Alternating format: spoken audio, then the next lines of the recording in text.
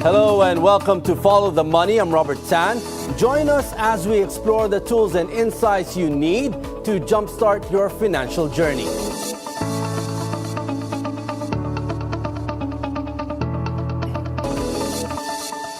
Today on Follow the Money, we're zeroing in on the Philippines' export strategy in a world shaped by geopolitical shifts, supply chain disruptions, and growing pressure for sustainability. With global tensions rising and economies repositioning, how is the Philippines navigating these challenges, from fluctuating currencies to ESG standards, trade agreements, and the push for digitalization?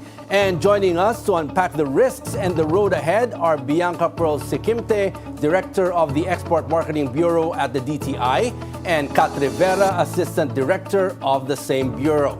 Now, what does it really take to put more Filipino exporters on the global map and keep them there? Welcome to Follow the Money, Bianca and Kat. Thank you for joining us this afternoon. Thank you for having us. Okay, to start us off, Bianca, I'll start with you.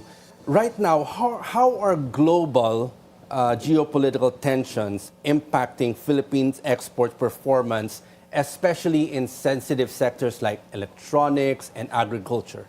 Of course, overall, it's expected that it will stimulate growth. 2023, we were able to grow by 5% for the first time in history. We breached the $100 billion mark, and total exports reached $103 billion. 2024, we still managed to grow by about 3%. So 2024 export level is about $107 billion. But again, with the global tensions, undeniably it disrupted supply chains. But it also created opportunities in terms of trade diversion and, of course, nearshoring or friendshoring. What does that mean for the viewers when you say friendshoring?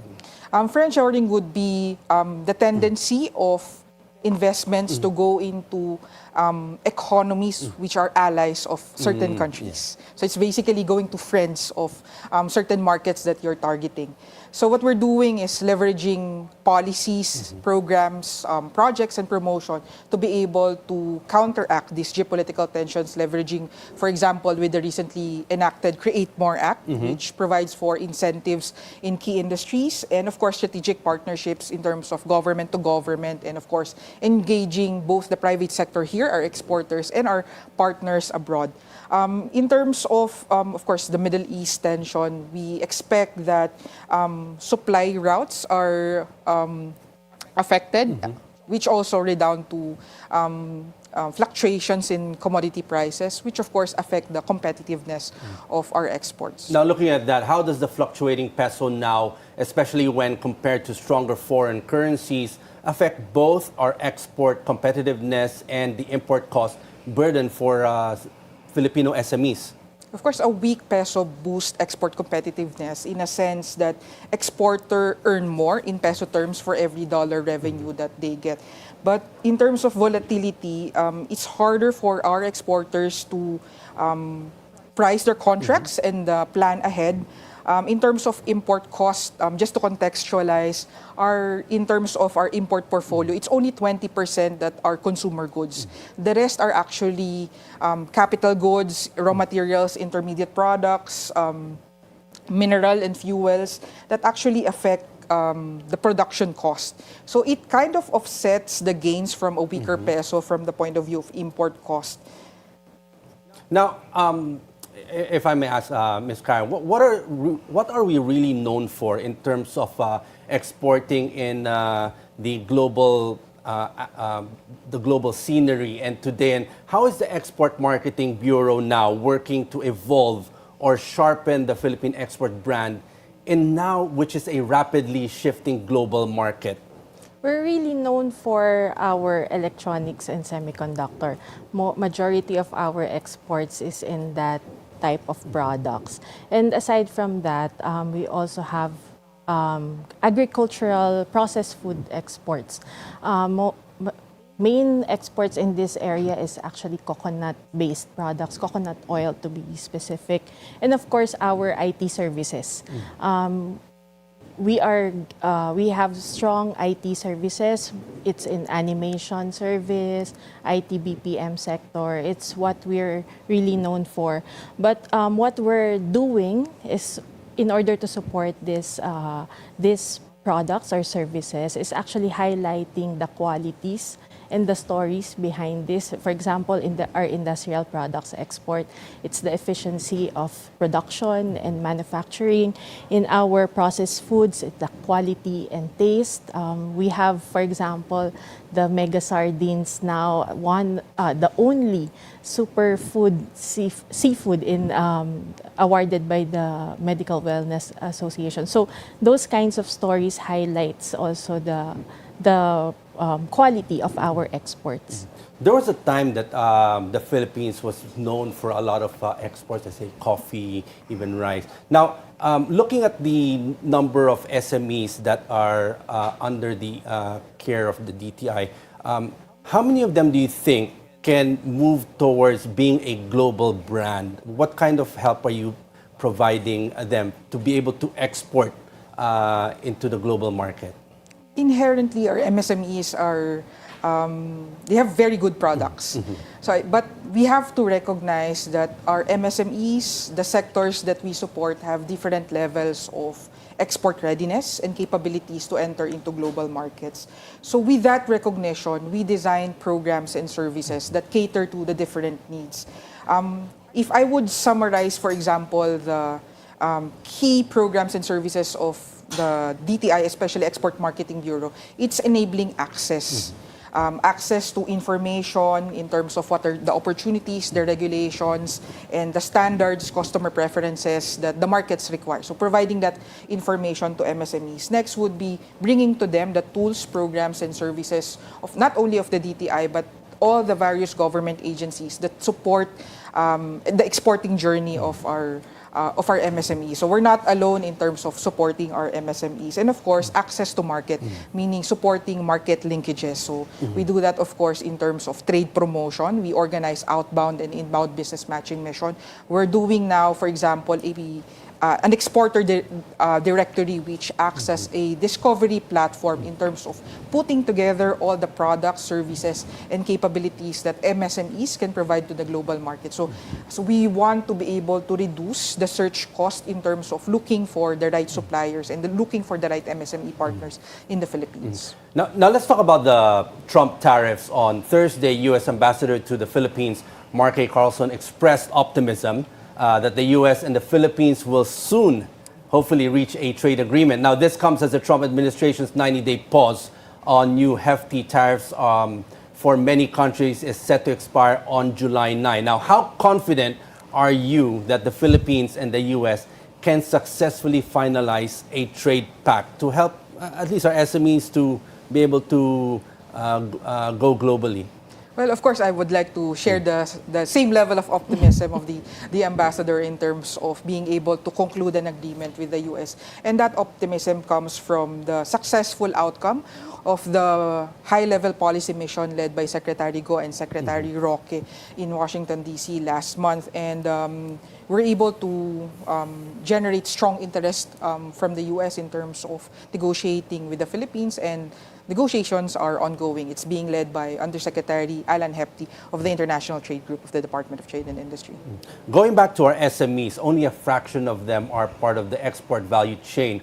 What are the biggest barriers, do you think, are keeping them from scaling? Like we were talking how to scale globally, and what reforms or, let's say, support mechanisms are being rolled out to change that for us to be more competitive in the global market? It's really about, again, access. Enabling MSMEs to access the right set of information, tools, and programs and services of the department, including market linkages. I'll zero in perhaps in terms of providing tailored support. So we've looked at how other countries are doing it. For example, Vietnam, what they do is actually deploy coaches to specific firms to be able to guide them throughout their production process. And until they reach export markets. So we kind of mirror that process with the support of, for example, the European European Union under the Arise Plus Philippines project, where we trained a batch of experts in terms of providing tailored support services in terms of export marketing and export management. And we've deployed actually these firms to our MSMEs to provide tailored support.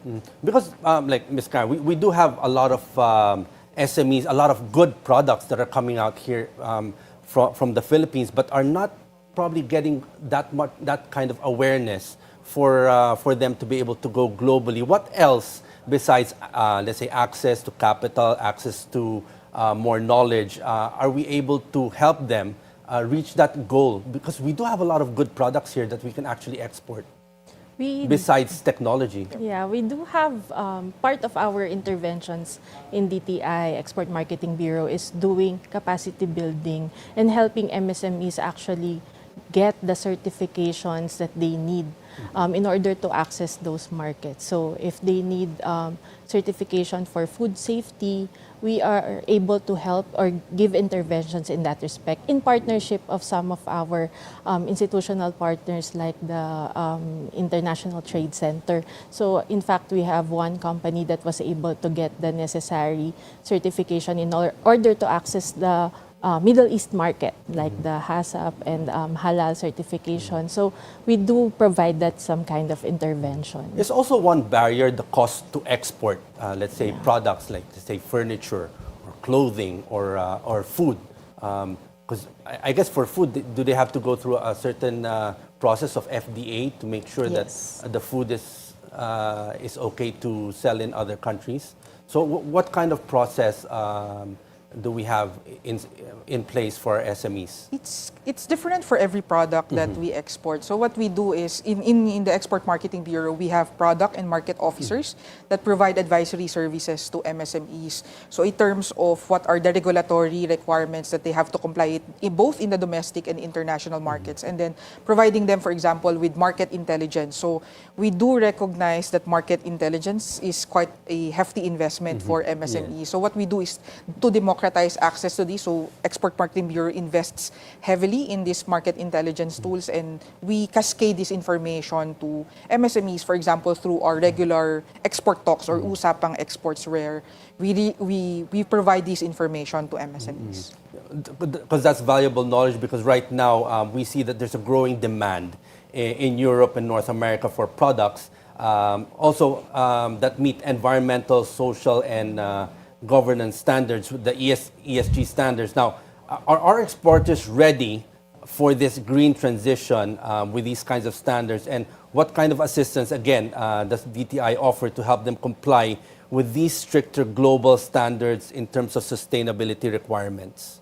We have a lot of partnerships ongoing, and I suppose Kat can share some of the initiatives that we have in this respect.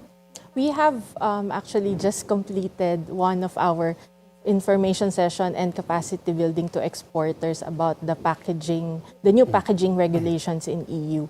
So those kinds of help or assistance we do to our exporters, trying to explain to them, making them informed and aware of what these regulations are, what are the timelines, and what they should do or prepare for when these EU regulations, green regulations, will already be effective.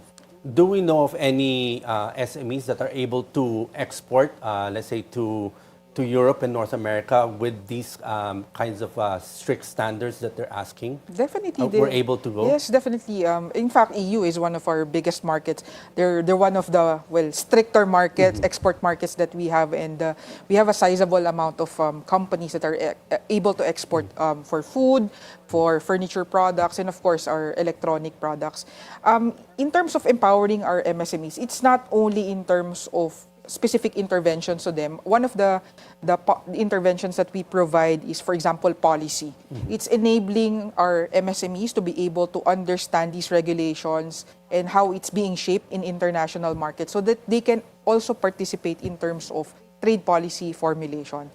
How are these? How are we able to educate our SMEs? Are there continuous seminars? Are there as they go through the incubation under the DTI? What kind of learnings do they go through? What kind of seminars that they have to go through to be able to reach that kind of standard? It's several fronts. So in terms of trade policy formulation, in terms of stakeholder involvement, we have the one country, one voice. It's bringing together all the various industry stakeholders and inform them in terms of global policy developments, especially in terms of trade. We also have our Usapang Exports or export talks where we provide information on emerging and current market regulations, what are the market trends, the requirements, and this is also the venue where we bring to our exporters the programs and services that we provide. We've also actually developed several guidebooks on how to export to EU. It's not only in the broad sense, but there are six sectoral guidebooks that we've developed to really empower our MSMEs. And of course, making sure that our services through the regional offices are available. Okay, we're just getting warmed up. A lot of stuff still we need to discuss regards to our SMEs and how we can export to other countries globally. Follow the Money returns after a short break.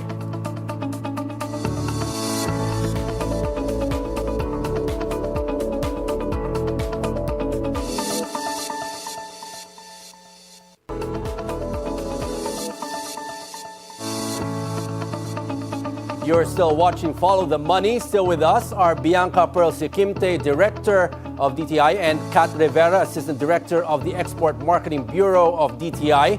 We're tackling the Philippine export strategy in a world shaped by geopolitical shifts, supply chain disruptions, and growing pressure for sustainability.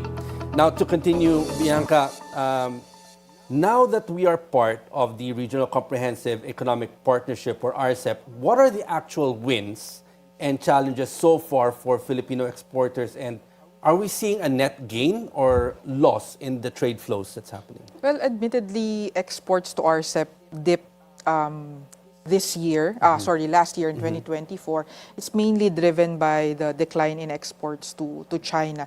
But there are other markets that, of course, we're able to grow in the last few years. RCEP is more of a the gains under RCEP, it's more of harmonization of trade rules within the participating countries. So we've had exporters, for example, who are actually in the market already and are able to enjoy the preferential tariffs under RCEP. Recently, for example, we held a mission in Australia to promote our exports to Australia, which is one of our RCEP member countries. But you also mentioned that we're getting pretty good gains in terms of in Europe in terms of exporting food and all that. What kind of help do we provide our these companies that went through the export process in these countries when they're there?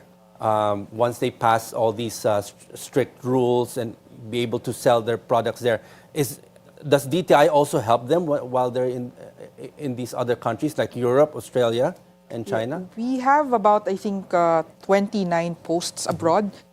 So we have trade and investment officers abroad who are ready to help our exporters. From there or from here. So we have in the case of the Export Marketing Bureau, we have a frontline service called Export Assistance Division, who actually can handhold an exporter from the entire exporting journey. And if they have issues in their markets, they can reach out to any of our trade offices. And of course, they can just email exports@dti.gov.ph. And we've actually helped a couple of MSMEs already who have encountered issues. And in these countries that we do have partnerships in terms of our goods being exported there, is there also a communication on the other side, like when a country's may ask, are there any these are the products that we want. Do you have these products on hand? Do you have companies, SMEs under DTI that you can export here to the country? Is there also that kind of two-way communication? Yes, definitely. We actually everything. If a buyer looks for a supplier in the Philippines, possibly, for example, through our embassies, trade offices, it actually funnels down to our office, and we call it trade opportunity referral. So we want to be able to understand what are their supplier requirements, the minimum quantity required that they need, the price range that they're looking at, and the specific, for example, technical specifications that they're looking at, and we farm that out, trade opportunity, to our MSME. So it's important that MSMEs are part of our database, so that when these opportunities come by, we are able to fill these opportunities to them. Now, if we look at logistics and supply chain, there are some exporters, they often cite red tape and logistical delays as some major points in the process. Now, what concrete steps has the DTI taken to streamline these processes, reduce the friction, and digitize our export systems to make it faster, the process of for our SMEs here to be able to export their products in other countries? Again, we have a exporter assistance division that can actually handhold this. But specific to our initiatives on digitalization, I'll ask Assistant Director Kat to speak about our platform called FTA Information Portal and the Origin Management System. Yes, we actually partnered with the Korean government to develop a platform called FTA Integrated Platform. So it has two components. The first is the FTA Information Portal, as mentioned by Bianca. So it's basically an information, one-stop information hub on everything you need to know in utilizing, accessing, or getting the benefits of a free trade agreement like RCEP. But another component of that is the Origin Management System, which allows an exporter to apply and have his product evaluation report issued in that particular system. So you don't have to do it manually.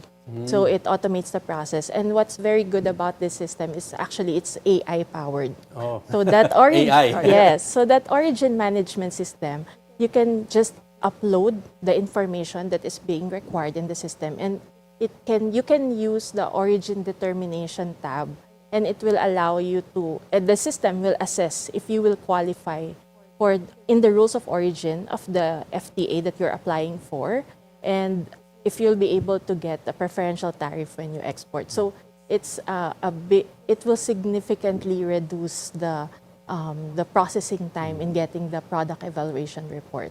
Now, you mentioned that that part of the digitalization, technology, and AI on the process of evaluation. Are there any other steps that are being made in terms of digitalization, in terms of from end to end, from start to finish? Is there right now a move to at least to get that faster from, let's say, from filing for DTI accreditation, a process of exporting, evaluation, up to the logistics and the systems? Is that also being taken up? Are these the next steps that we are taking? I can only, of course, speak in terms of DTI. We're trying to modernize how we relate to our stakeholders and democratize access to our services through digitalization. So we're looking at improving our systems and processes, looking at customer relationship management or client relationship management tools to be able to look to improve our services to our exporters. Of course, at the government-wide level, there are efforts to do the national single window, but admittedly, it's taking quite some time. But we're confident that with our effort with the product evaluation report, digitizing that process with the Bureau of Customs, it's actually in partnership with the Bureau of Customs, it will already significantly reduce the time for processing. Well, saying the word is already hard, but implementing it from start to finish. How are we on that part in terms of trying to implement a faster process through digitalization?